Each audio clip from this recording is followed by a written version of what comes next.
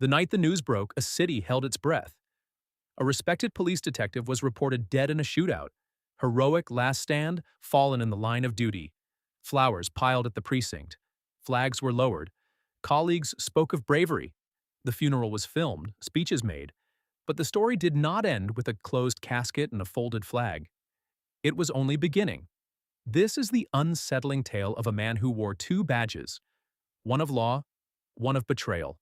For years he walked a narrow line between duty and duplicity, trusted by fellow officers, relied upon by prosecutors, and secretly supplying criminals with information.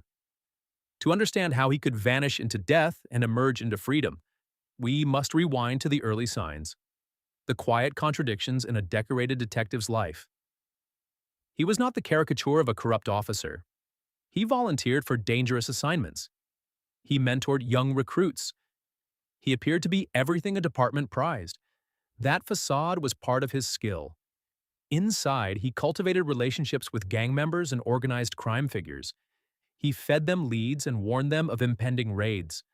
In exchange, he received money, favors, and ultimately protection. The duplicity was methodical. He insulated his true dealings, compartmentalized his work, and kept records fragmented. Those who knew him best had no reason to suspect the depth of his treachery. The unraveling began with whispers. A confidential informant who had been unexpectedly released, a scheduled warrant that never materialized, a sting operation inexplicably aborted. Investigators began to connect dots that had been deliberately scattered. When his name surfaced, internal affairs moved quietly. They began surveillance, tracked financial anomalies, and interviewed associates. The evidence grew troublesome, but not yet conclusive. Public exposure would have meant disgrace, lawsuits, and a blow to the department's reputation. He realized what was coming.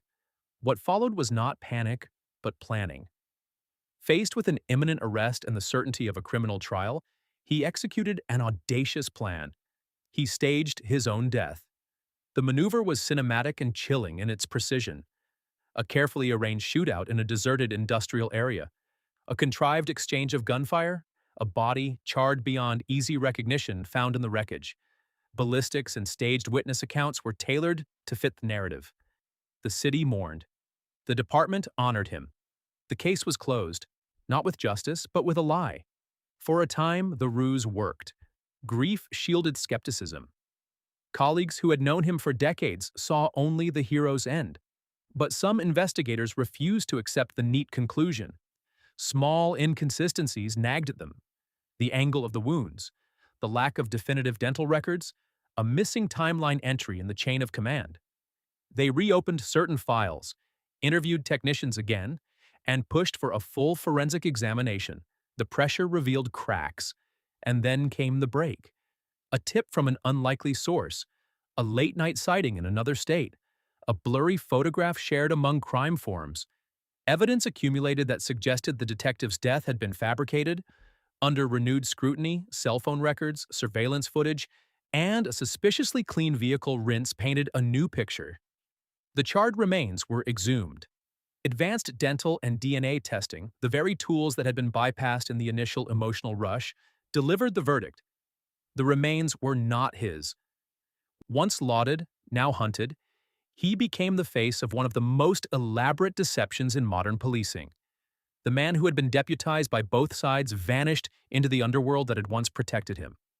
Arrest warrants were issued. International alerts dispatched. Yet, despite the net closing in, he remained elusive, a ghost who had used the rituals of mourning to slip away. This case forces uncomfortable questions about institutional vulnerabilities. How does an organization that protects society allow one of its guardians to betray it so profoundly? How can grief and tradition be manipulated to conceal a crime? And perhaps most chilling, how many other deceits lie hidden behind medals and promotions?